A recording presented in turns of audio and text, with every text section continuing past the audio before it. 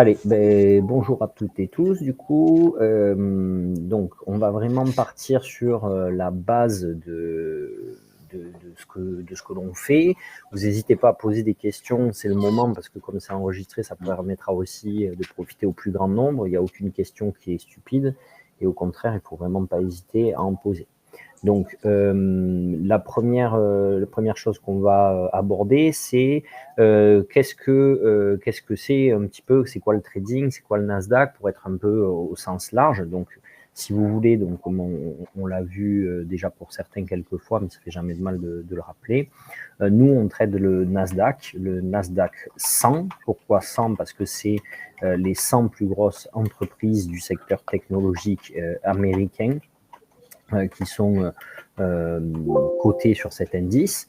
Le Nasdaq 100, il y en a deux de Nasdaq, d'accord? Il y a si on peut dire, hein, il y en a deux, il y en a un seul bien sûr, mais il y a deux formes. Il y a ce que certains ont pu des fois entendre, il y a le cash et le futur, d'accord? Donc quelle est la différence entre le cash et le futur? Principalement, ça va être les heures de cotation notamment et la valorisation. Donc comme vous savez, pour prendre une position sur le Nasdaq, actuellement, le Nasdaq vaut un certain nombre de points. Ce nombre de points a été établi de manière assez simple et basique. Donc dans le Nasdaq 100, il y a les 100 plus grosses entreprises technologiques du secteur technologique américaine, donc, dont les plus connus, vous allez tous les connaître, ça va être par exemple Google, Amazon, Facebook, Apple, Microsoft, ça va être pour les plus connus bien sûr. Après on va avoir Nvidia, Tesla, Netflix, et j'en passe, puisqu'il y en a une centaine, d'accord? Donc comment ils ont établi le Nasdaq? Ils ont dit, ok, quand ils ont créé l'indice, Google, par exemple, on se fiche parce que ça n'a pas d'importance, on ne va pas faire la recherche, mais par exemple, Google, à l'époque, coûtait peut-être, on va dire, 10 dollars. On avait donc peut-être Amazon qui coûtait, on va dire, 5 dollars, pour faire simple, ok, on va partir sur des bases comme ça. Facebook qui coûtait 2 dollars, imaginons, etc., pour toutes, donc pour les 100 entreprises, ok. Donc les 100 entreprises listées comme ça, on fait une addition totale, et on a dit, ok, l'indice pèse, imaginons, 20 000 ou 2000 dollars, ok. Et on a dit, on va dire que, pour faire pareil, pour simplifier, on va se dire ça, parce que ça n'a pas d'intérêt d'être dans la vérité qui avait été choisie. On va dire que 1 dollar, c'est 1 point. OK? Donc, eux, ils ont dit, OK, donc du coup, Google, il va peser 10 points, Amazon, il va peser 5 points, Facebook, il va peser 2 points, etc., etc. Donc, si l'ensemble fait 2000 dollars, l'ensemble, du coup, va faire 2000 points. OK? Le même mathématique.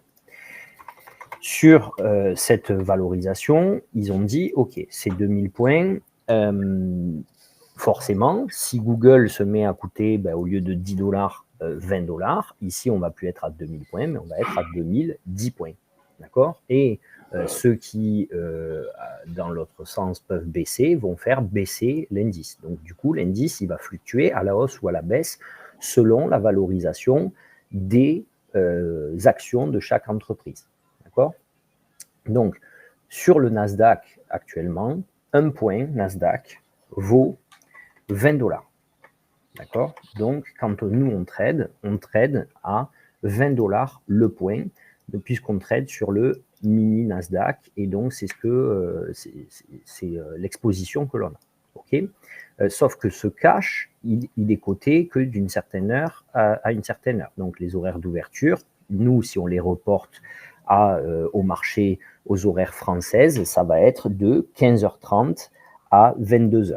D'accord? Donc de 15h30 à 22h heure française, on va être sur la cotation réelle du marché.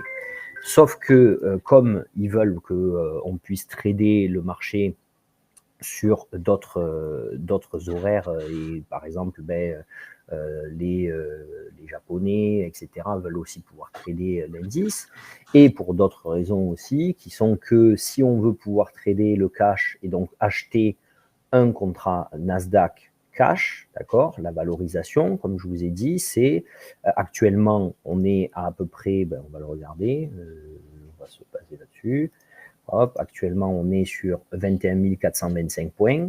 Donc, à 20 $ le point, on serait sur un marché qui pèse, donc du coup, 21 425 fois 20 $, 428 500 $. Donc, 428 500 $, il faudrait que pour acheter un contrat Nasdaq, on ait 428 500 $. Donc, comme on ne les a pas, ce qui a été créé, c'est les contrats futurs. Donc, les contrats futurs, eux, permettent de coter de minuit à 23 h tous les jours, d'accord, sur les indices. Et il va y avoir une période de temps où on est dans la valeur réelle des actions. Et il va y avoir une autre période de temps où on est dans une projection future, d'accord, de ce que sera la valeur de l'action au moment de l'ouverture, au moment où on est dans le marché réel, d'accord. En plus de cela, on va avoir une autre cotation qui fait que on a le contrat Nasdaq qui pèse en cash 20 000 points.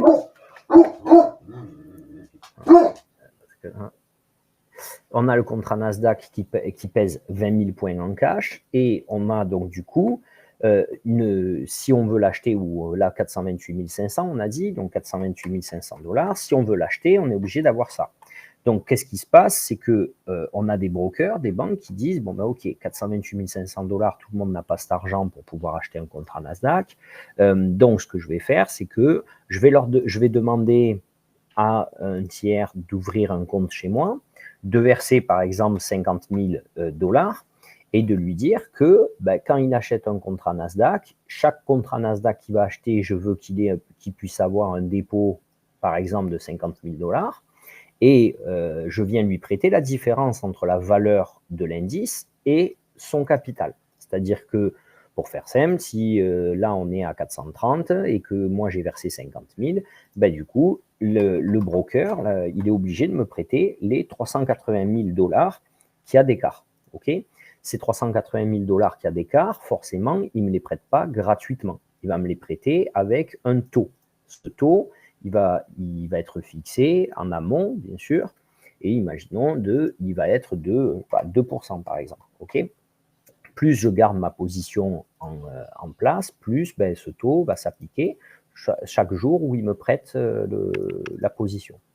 Ce qui fait que l'indice, pour être sûr d'être rémunéré et d'être payé, au lieu de le prendre au moment où je sors de position, ce qu'ils ont fait, c'est qu'ils ont appliqué ce taux directement dans la cotation future. Donc, c'est-à-dire que la cotation future, elle peut être à 21 450 points, et le cash, lui, il va être par exemple à 20 000 points. D'accord? Et l'écart, ça va être les 1,45 du prêt que me fait le broker pour que je puisse acheter le contrat. OK? Donc, nous, on trade sur le futur. Donc, on trade que sur le marché futur pour pouvoir trader tout le temps et pour pouvoir disposer d'un portefeuille où 50 000 nous permet de pouvoir acheter un certain nombre de contrats. Donc ça, c'est, on va dire, la base du contrat futur et de l'indice. D'accord? Après, l'indice, il est composé donc aussi de d'autres manières. L'indice, il est important de comprendre une chose, c'est qu'il va évoluer en fonction de l'offre et de la demande, tout le temps. D'accord? Donc tout le temps, l'indice, quand il monte ici, c'est que, par exemple, sur cette poussée-là haussière, c'est qu'il cherche quelqu'un qui peut être intéressé de vendre son produit à tel prix. Et comme il ne trouve pas de vendeur, il est obligé de continuer de monter pour pouvoir trouver un nouveau vendeur. Si il descend, c'est parce qu'il ne trouve pas d'acheteur et donc il est obligé de descendre de plus en plus bas avant de retrouver un acheteur. Donc c'est bien l'offre et la demande qui fait fluctuer le prix, que ce soit un prix futur ou cash, de toute façon c'est le même puisque c'est l'offre et la demande qui va faire fluctuer. Okay, il y aura juste le taux du broker qui sera rajouté. Donc, ça c'est la notion, la première notion. Ce qui s'est passé dans l'évolution du monde du trading, donc c'est qu'à la base, les personnes payaient 20 $ le point. Il fallait un certain capital qui n'est pas accessible pour tout le monde, une belle somme pour pouvoir trader chez certains brokers. Comme ils ont voulu attirer plus de monde et essayer de trouver des nouveaux moyens d'attirer des personnes, ils ont cherché à pouvoir créer un système où capter de nouveaux investisseurs privés. Et donc, comme cette somme, elle était assez importante, ils sont venus chercher des investisseurs privés au début, créant un seuil où on a créé le Nasdaq 100, mais micro. D'accord? Donc, on est venu chercher le Nasdaq 100 micro, où on a divisé par 10, donc c'est-à-dire que 1 point sur le Nasdaq 100 micro équivaut à égale 2 $ au lieu de 20 $. D'accord? Donc, quand ils sont venus créer le micro, le but était donc de demander 10 fois moins de capital à celui qui voulait trader. Puisque au lieu de lui prêter 380 000, on venait lui prêter seulement 38 000. Et donc, on avait beaucoup moins de sommes, beaucoup moins de prêts à faire et on pouvait capter énormément plus de potentiels investisseurs. OK? Attendez 2 secondes, juste je prends le temps de répondre à quelqu'un qui devait participer, qui n'est pas venu.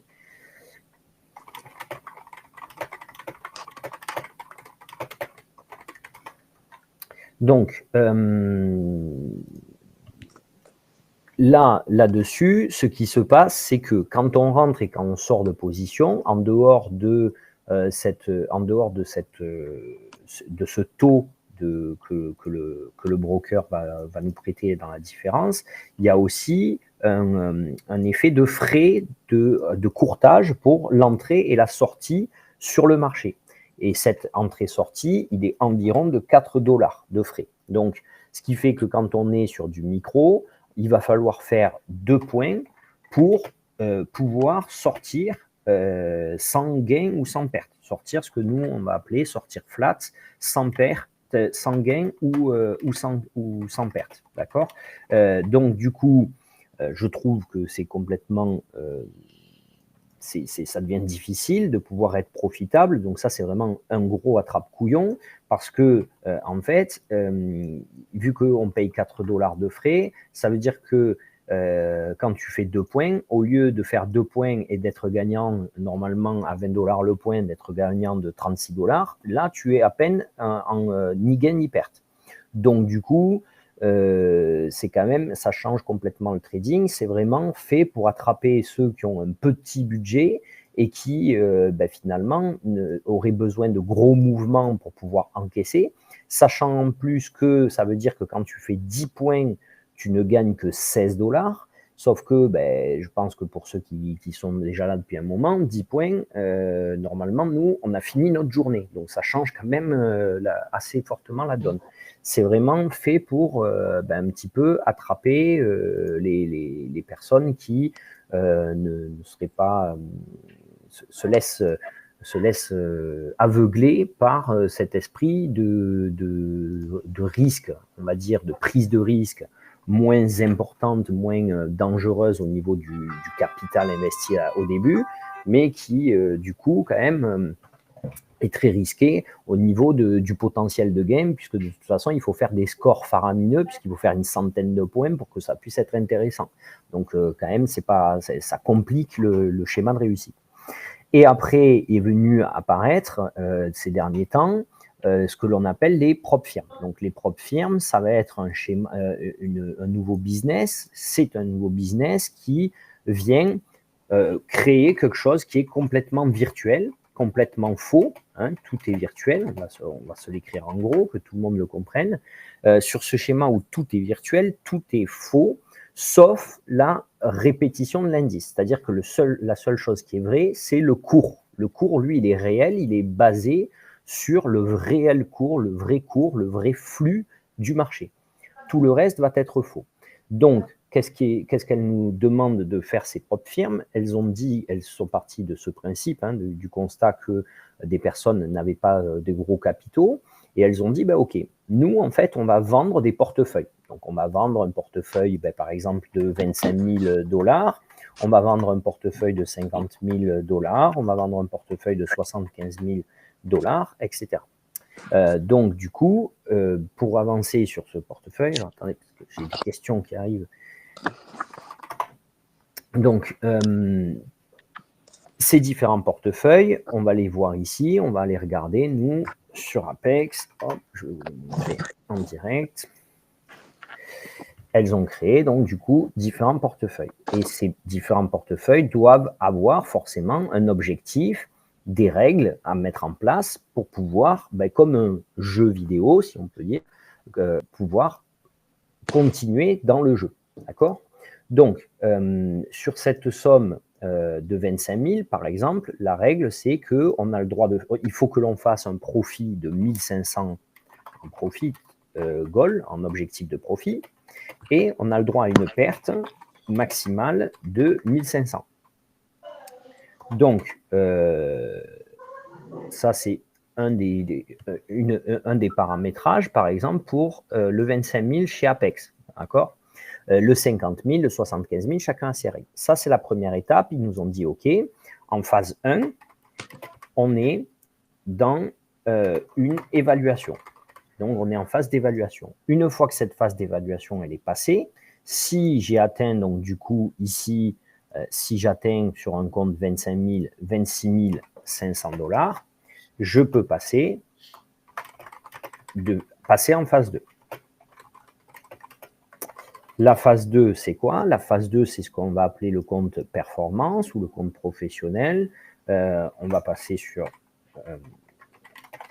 donc, on n'est plus sur un compte d'évaluation, on est sur un compte de performance. Là, on revient à notre solde initial. Si on garde l'idée du 25 000, on revient à 25 000. Et l'objectif, c'est de le monter à 26 000, du coup, 500, de refaire les 1500 de gains et de faire d'ailleurs 100 € de plus, donc 26 600, pour pouvoir demander un retrait, retirer de l'argent et retirer 500 $. Donc, ces comptes de propre firme, on les achète, on les paye et on va les payer à un certain prix. Actuellement, la promo, là, au moment, à l'instant T où on se parle, c'est la promo la plus intéressante et c'est pour ça que j'ai décalé un petit peu la présentation. Des fois, en moyenne, le compte se paye à peu près une trentaine d'euros sur le site Apex. Donc, ce qui fait que on va compter ici qu'on paye à peu près 30 $. Et lorsque l'on passe performance, on doit repayer 85 $. D'accord? Donc, on a un investissement global éventuel pour pouvoir avoir un retrait de 115 $, donc à peu près 115 €, 115 $ investis pour un potentiel de retrait de 500 $. OK? Donc ça, c'est l'objectif si tout se passe bien. Les règles, elles sont assez simples. La règle, c'est qu'on a donc ce qu'on appelle un drawdown qui est dynamique, une perte entre les seuils d'évolution du compte. Donc si on monte à 26 000, on va avoir le compte qui s'arrête à 24 500.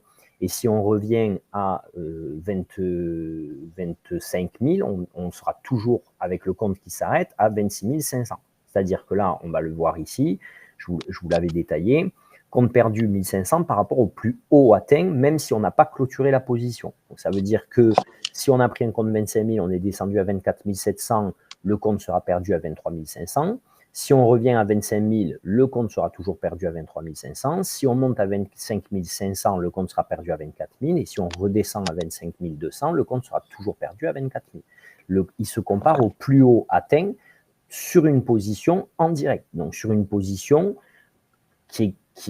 même si elle n'a pas été fermée, c'est-à-dire que si j'étais gagnant de plus 10 points et je reviens à plus 5 points, il va considérer les plus 5 comme un gain que je n'ai pas voulu encaisser. Okay, donc ça, c'est la partie évaluation où il nous faut gagner donc 1500. Pourquoi je recommande de prendre le compte 25 000, vous allez le voir assez facilement, c'est qu'un compte 25 000, il faut faire un profit goal de 1500. Le trading threshold, donc la perte autorisée, c'est 1500. Et vous allez voir que par exemple sur un 50 000, le profit c'est 3 000 et que la perte maximale, elle est de 2005. Si on décale et qu'on prend par exemple 100 000, on va dire le profit il va être de 6 000, donc il est quand même 2 fois plus important que le 50 000, mais aussi la perte par contre, elle autorisée, elle est que de 3 000. Donc vous voyez, il y a 500 $ de perte autorisée d'écart pour 2 fois plus de gains à réaliser. Et donc si on le compare entre le 25 000 et le 50 000, ce qui se passe, c'est que quand on a atteint le seuil de retrait, le profit, ici, quand j'ai atteint 3 000 de profit, ben, du coup, j'ai fait 1500 sur la phase 1 qui est ici, j'ai fait les 1500. Je passe ici en phase 2, je refais 1500, j'ai bien fait 1005 plus 1005, j'ai bien fait 3000, je peux prétendre à un retrait de 500. Alors que, du coup, quand je suis sur un 50 000, j'ai fait 3000 pour passer à l'étape 2 seulement. Donc, ici, je passe à l'étape 2 en ayant acheté un compte 50 000, sur un compte 25 000, j'ai déjà demandé un retrait de 500. Donc, pour moi, comme la demande de retrait et aussi de 500 quand j'ai atteint donc 3000 plus 3000 sur le 50 000, c'est moins intéressant de prendre un 50 qu'un 25, puisque du coup, dès que j'ai fait des 3000, j'ai déjà fait un retrait qui me permet de financer les prochains comptes. Voilà. Voilà pour la phase d'explication de la structure Apex et du trading, sans expliquer pour l'instant la méthode. On va partir après sur la méthode. Est-ce que déjà, pour certains, il y a des questions sur, puisqu'il y en a qui sont complètement nouveaux, est-ce qu'il y a des questions sur cet univers et sur cette première étape de présentation? Vous battez pas. Sur les 25 000, ceux à 25 000, tu peux retirer plusieurs fois 500 $. Alors, tu peux retirer... En faire 500 $ et 1 000 $ après, par exemple. Tu peux retirer tout ce qui est au-dessus de 26 600. Donc, c'est-à-dire si tu as fait si tu as atteint, par exemple, 27 000, ok, pour faire simple, tu as atteint 27 000, tu as droit à 400 entre 27 000 et 26 600, on est d'accord, ici, plus 500 qui vont dans la poche des 26 600. D'accord. Quand tu es à 26 600, tu as droit à 500, plus tout ce qui dépasse. Donc, s'il y a 400 qui dépassent, tu as droit à tes 400, plus les 500. Donc, tu auras droit à 900. Okay. En fait, le seuil, c'est que tu ne peux pas revenir à moins de 26 100 avec un retrait. Il t'oblige à garder en balance 26 100. Donc, même si tu montes en gros, à 28 000, d'accord, tu pourras prendre tu pourras prendre 1900. Tu pourras prendre l'écart entre 26 100 et 28 000. Moi, je croyais que c'était bloqué à 1005 avec un 25 000. Alors, c'est bloqué à 1005 sur les premiers retraits. D'accord. Ok. Tu vois, j'en apprends encore maintenant. Donc, merci. Donc, quand même, ça laisse une belle marge. Ouais. J'ai une question. Ouais. Alors, j'ai mon PA. Ok, la PA, elle démarre à 25 000. Oui, d'accord. Il est là. Ouais. Voilà, j'ai le PA. Maintenant, il faudrait que je fasse 1500, d'accord. OK, donc dans combien de jours il faut faire Ah oui. les 1500? C'est vrai, j'ai oublié de parler de ça, donc j'ai J'allais bien te fait dire. d'en parler. On doit faire 8 jours de trading entre chaque demande de retrait. Donc, quand tu démarres ton PA, tu as 8 jours, enfin, il faut que tu fasses 8 jours de trading, 8 jours où tu prends au moins une position et que cette position soit au moins une position où tu as généré 50 dollars de mouvement, d'accord? Pour pas que tu viennes juste prendre 0,25, pim pam, et que tu fasses monter les jours comme ça. Donc, ils te demandent d'imposer 50 dollars là-dessus. Donc, du coup, bon, 50 dollars, c'est pas grand-chose, mais c'est la somme qu'ils ont fixée. Donc, il te faut 8 jours de trading à 50 dollars au minimum. Sachant que dans les règles pareil de PA pour pouvoir demander un retrait, alors avant toute chose, je tiens à rappeler que les règles, forcément, c'est toujours ceux qui semblent le plus embêtants, puisqu'elles sont justement faites pour être embêtantes. Hein. C'est comme quand on veut rouler sur l'autoroute, on veut rouler plus vite parce qu'il n'y a personne, mais il y a une règle, il faut la suivre. Et là, la règle, elle est faite exprès. Mais dites-vous quand même que, ne perdez pas de vue, que vous avez investi 100 dollars pour en retirer 500. Donc, c'est un petit peu normal qu'il y ait des règles, parce que sinon, il y aurait juste, en fait, une loterie, et ce serait du casino, et ce serait celui qui arrive et qui a mis la pièce dans la machine. Toi, tu viens d'en mettre 99 de pièces, tu n'as rien eu, et lui, il arrive, il met la pièce, et c'est lui qui gagne. Ben oui, parce que c'est comme ça, c'est aléatoire. Là, non. Donc, on te demande quand même de faire une stratégie de trading, de l'appliquer et de respecter certaines règles. Notamment, une autre des règles, c'est que tu ne dois pas avoir 30% de perte sur un seul trade, d'accord Non, de gain, non? De perte aussi, Ah, et de gain, de perte et de gain sur un seul trade. C'est-à-dire que tu ne peux, si tu le fais, ils ne t'enlèveront rien, mais ils te refuseront le retrait. C'est-à-dire que si tu fais en un seul trade 26 000 et 28 000, d'accord, tu vas garder ta balance à 28 000. Quand tu vas être arrivé aux 8 jours, ils te refuseront le retrait. Et si tu repars pour 8 jours et que là, tu trades progressivement et que tu fais, peu importe, tu restes en dessous des 30% et tu demandes ton retrait, tu auras droit à ton retrait. Mais ils ne veulent pas qu'une seule journée de gain représente plus de 30% de ta balance. D'accord ? Donc, si tu fais en gros 3000 ou 1000 sur une journée, ben, ça veut dire qu'il faut que tu fasses 3000 en balance pour pouvoir écraser le pourcentage. Donc, si tu as fait 1000 de gains, forcément, ben, c'est un produit en croix, hein, divisé par 0,30. Si tu fais 3000 et 1 euro, tu vas être en dessous des 30%. On est d'accord. Donc, si ta balance, elle atteint 25 000 plus 3 000 et 1 euro, 28 001, 1 dollar, eh ben, tu seras en dessous des seuils des 30%. OK? D'accord là-dessus.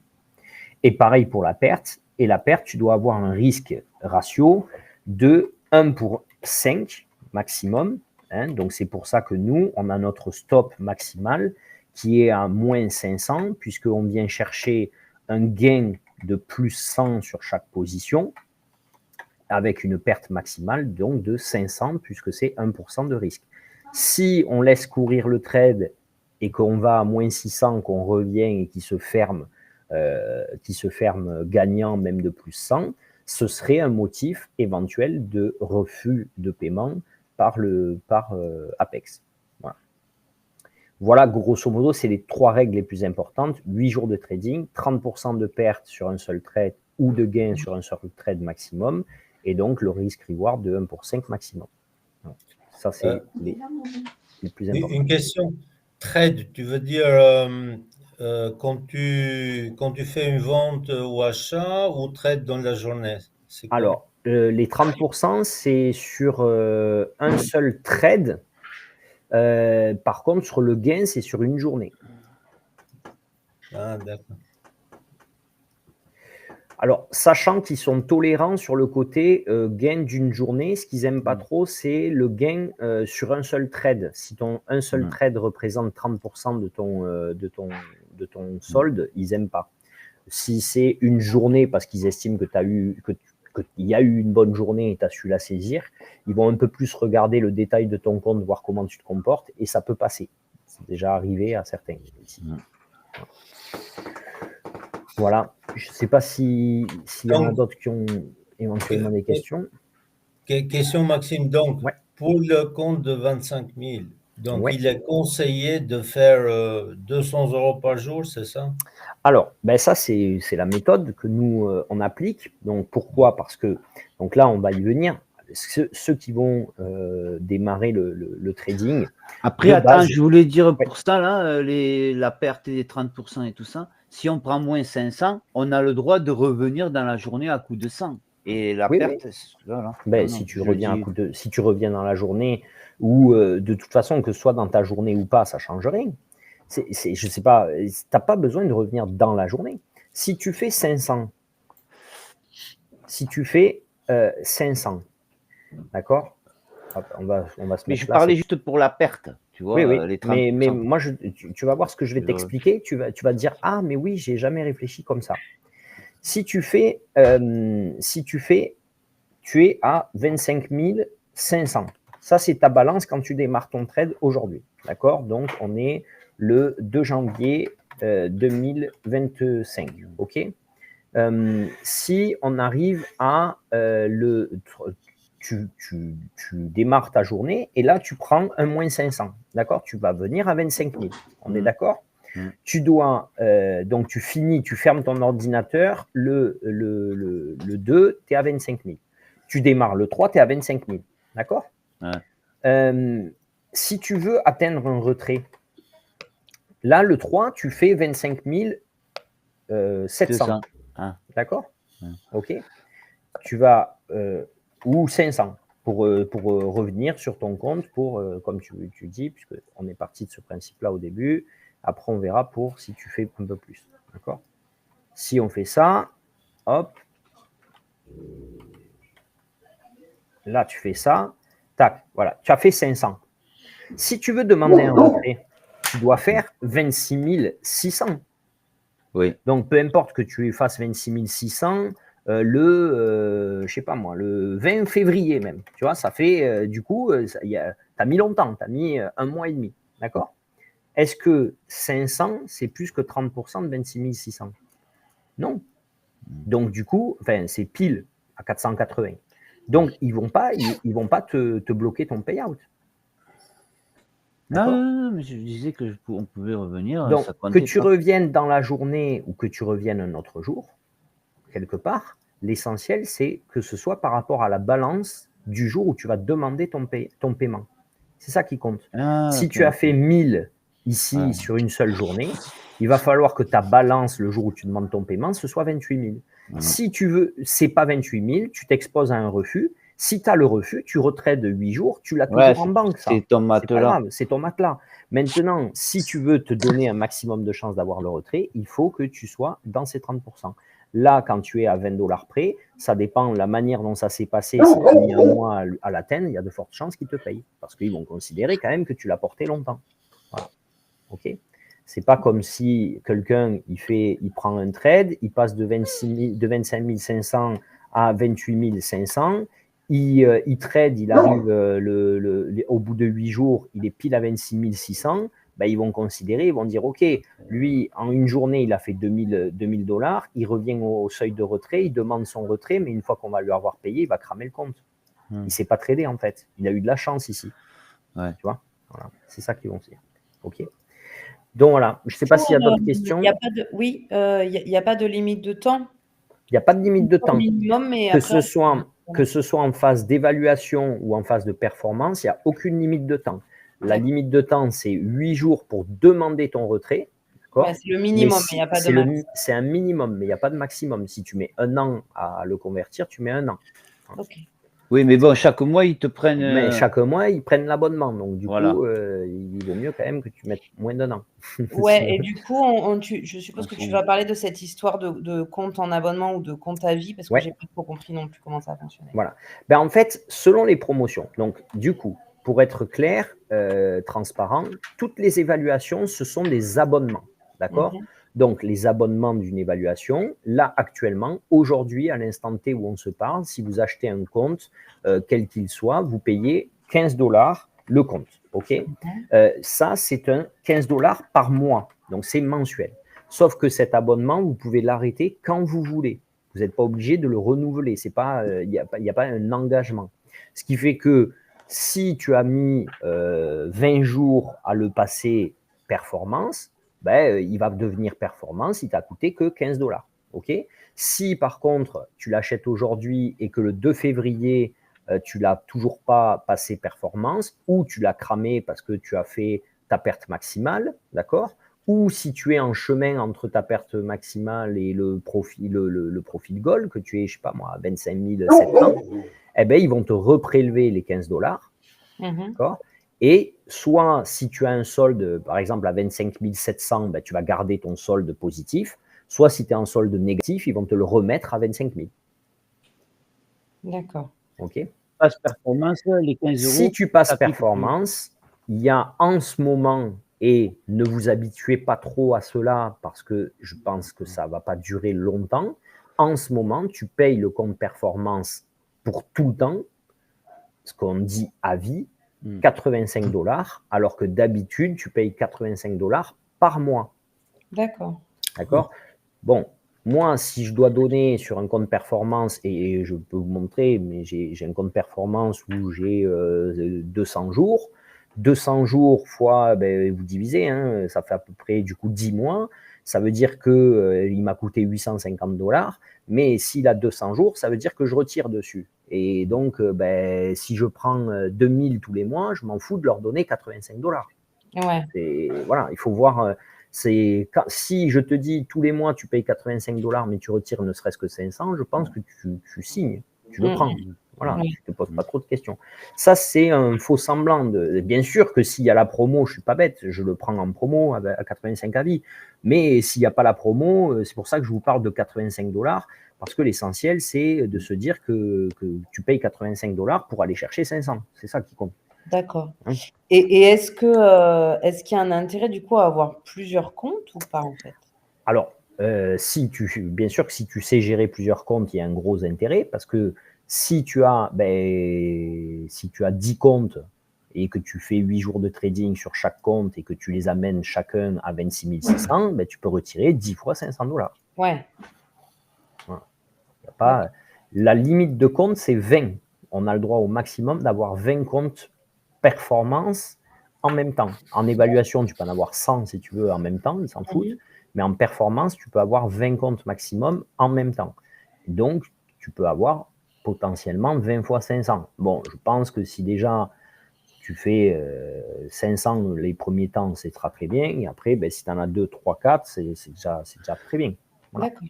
500 les 8 premiers jours, mais après, si on fait 2 fois 8, 16. Donc, exactement. Après, tu gagnes pas 500.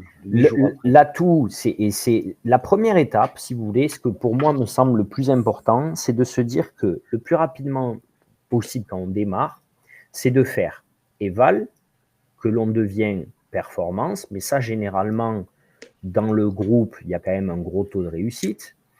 On devient performance, et après de performance, on devient retrait. Pourquoi retrait? C'est pourquoi atteindre le 26 600 pour prendre le premier retrait le plus tôt possible, c'est pour se dire, OK, j'ai démarré quelque chose, je suis en phase d'apprentissage, quand je suis ici performance, ça peut aller très vite parce que 1005 à 200 par jour, ça veut dire qu'en du coup 8 jours, on a fait la première étape. En 8 jours de plus, on peut avoir fait la seconde étape. Ça veut dire que potentiellement, à la fin du mois de janvier, vous êtes déjà à un retrait de 500 $. Est-ce que vous vous sentez pour autant trader? Certainement pas. Donc, c'est important de prendre l'argent pour se dire, OK, cet argent-là, je l'ai en banque et maintenant, je vais continuer à progresser et à apprendre, mais c'est plus moi qui finance les comptes, c'est eux-mêmes qui financent leur propre compte puisque les 500 $, c'est eux qui me les ont donnés. Et là, on rentre dans une seconde phase dans le trading qui va être le fait d'essayer de garder ce compte performance le plus longtemps possible. Et comme dit Michel, si on est à 26 600, on a pris 100 $, on va descendre à 26 100. Mais si on trade 8 jours à 200, on va faire 1600. Ben donc, plus 26 100, on va être à 27 700. Ça veut dire qu'on peut retirer, du coup, 1005. D'accord ? Voilà. Et c'est ça notre objectif après. D'accord. Et c'est que ces 1005, tous les 8 jours, on vient de retirer 1005. Donc, on fait un petit crédit de 100 $ en supplémentaire sur la balance. Donc, quand on va retirer 1005, on va être à 26 200. Les 8 jours après, 26 300. 8 jours après, 26 400, etc. Et en plus de ça, on va gonfler notre compte. Et arrivé au bout de 4 retraits, il n'y a plus de somme de retrait, il n'y a plus de plafond de retrait maximum. Donc, on pourra retirer, si on a envie de prendre 4000 parce qu'on les a en stock, on pourra retirer 4000. Ok. Mais bon, ça va Donc, d'arriver là. Voilà, avant d'en arriver là, c'est que. En performance, ça serait déjà pas mal. Voilà, et après en arriver là, c'est l'objectif. Il faut que votre objectif, ce soit d'arriver à garder un compte longtemps. C'est pas la première étape, c'est d'arriver à ça. D'accord ? Ça, je suis d'accord. La première étape, c'est se dire le plus rapidement possible, c'est plus moi qui paye les comptes. OK. Maintenant, est-ce que c'est une finalité ? Est-ce que si chaque compte que j'achète performance, je prends 500 $, oui, je suis content. Est-ce que ça me permet d'en vivre pour ceux qui veulent vraiment générer un revenu ? C'est plus compliqué. Ça, on est dans du revenu complémentaire parce que 400 $ de bénéfices, puisque quand même sur les 500, on en a investi 100, ça veut dire qu'on a 400 $ de bénéfices. 400 $, ça paye un week-end, ça paye une soirée, ça ne paye pas les crédits, quoi. D'accord ? Donc, voilà. Donc là, après, c'est chacun qui doit voir son objectif de trading, pourquoi il vient trader, qu'est-ce qu'il vient chercher, est-ce qu'il vient chercher du petit complément ou est-ce qu'il vient chercher un réel revenu potentiel. Voilà. OK. Donc, je vais vous transmettre à chacun le lien. Comment on prend un compte pour Lisa, puisque c'était toi qui posais la question et que tu es déjà abonné, je vais te le montrer assez rapidement.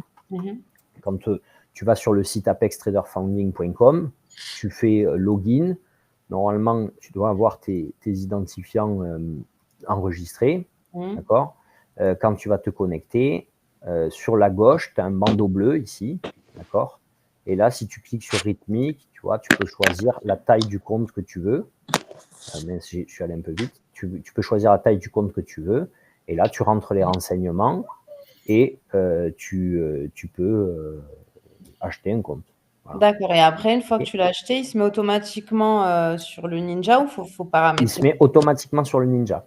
D'accord. Bien faire attention ici, par contre, là, ici, de ne pas ici valider cette case, d'accord, surtout, Où ça ? parce qu'il y a écrit, je vois pas là, je suis au milieu, ici, là, hop. Ah oui. Voilà. I agree not to use, donc c'est un piège. Ah oui, oui. Voilà, donc ça, vous ne le cochez pas, tout le reste, vous le cochez, mais pas ça, parce que là, ça veut dire que vous autorisez à ce qu'ils vous prennent le compte sans bénéficier de la promotion.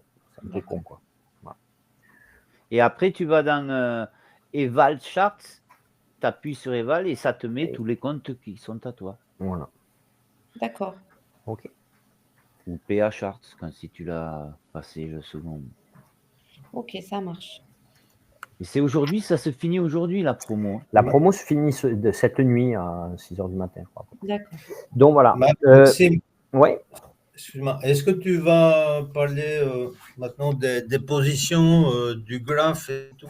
Eh bien, on bascule là-dessus. Ah, OK. Allez. Alors, attendez, je coupe l'enregistrement et je le remets parce que je ne vais pas mettre public la stratégie.